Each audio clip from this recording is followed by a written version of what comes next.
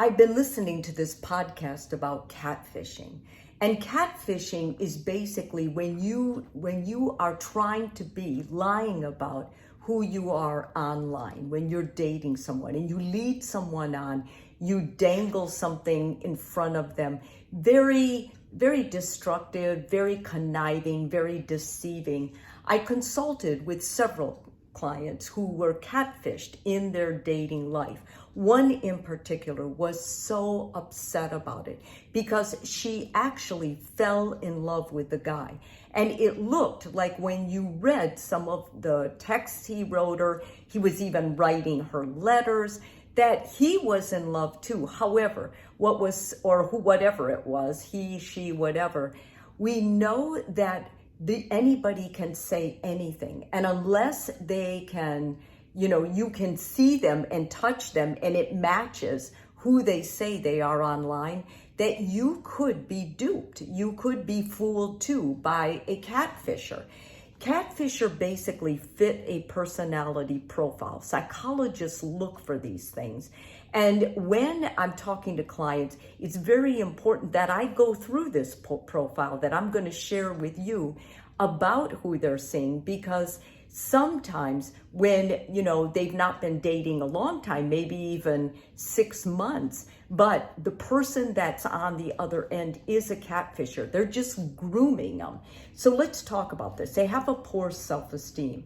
They usually suffer with depression or anxiety. Sometimes they're not open about that. Sometimes they actually are.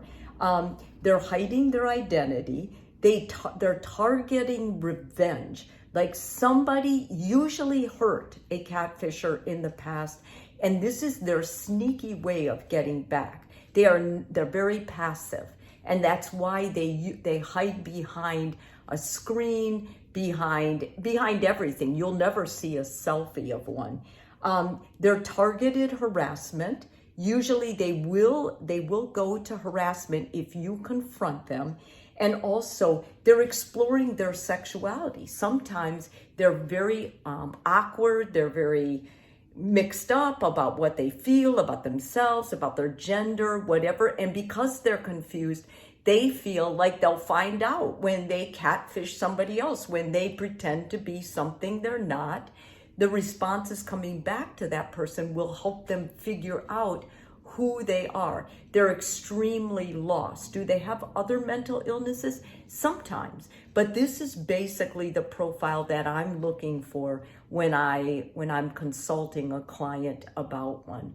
So what are the signs of it if you're dating it? Well, they avoid showing their face. So you're not going to get a selfie of them. And if you do, you have to be suspicious because it probably came off the internet.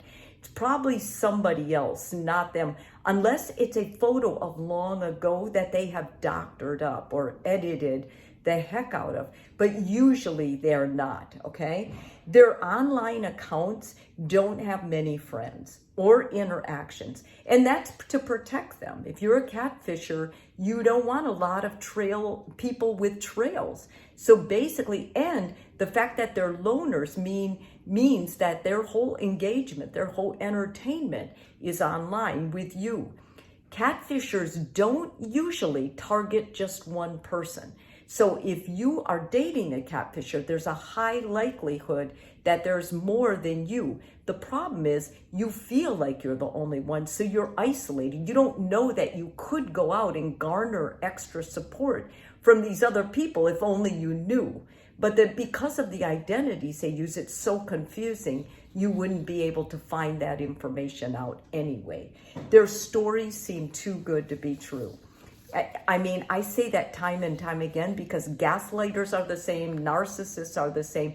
The story they give you is too good to be true, and they're such good storytellers. They can embellish, they can really make you believe something that isn't true. They ask for money. They'll usually ask for money, but not right away. And when they ask for money, it's always a good reason that they're seeking that money. They're extremely romantic right away. They don't wait with that. And the reason is they're trying to flush out exactly who you are and what you need. It's part of their grooming. So they usually go to that first because that's the fastest hook, believe it or not, for most people. Dealing with them. Do your own research. Get on the internet. Look at everything you can. Find every piece of information possible. Look on social media. Talk to other people who you see with them. I think the more information you get, the more power you have. Don't share too much. When you're dealing with them, it's important you don't give all your secrets away. Do not tell them anything about you. And I mean anything, like medical illness, chronic illness, parent problems, whatever. The less you share, the safer you are. Ask questions that require knowledge. Whatever they're into, ask curious questions that will help you decide if this person really is an expert, because some of them have really, really good answers. So you need to know up front. And lastly, hire a private detective. Now, before I hired a private detective, I would go to a policeman and I would just ask them, what do I need to do? I would start a case, especially if they've asked you for money or you've caught them in one or two lies. One is enough, actually. Then I would go to the police department. I would file a report because they have access to computers that will help you find people that you can't possibly find. So when you do that, at least you have a case. You can expect, if this person has dangerous tendencies, you can expect that this confrontation, if it goes far enough that like the police would do something, that they could get angry with you or try to retaliate. That's another reason that I agree, and I think the police department is a wonderful place to start. After that, if the police didn't seem interested or they weren't going to help you, at that point I would hire a private investigator, because once again, you're going to pay for it, but they're going to have access to those computers to search. Catfishing happens. Doesn't mean you're dumb.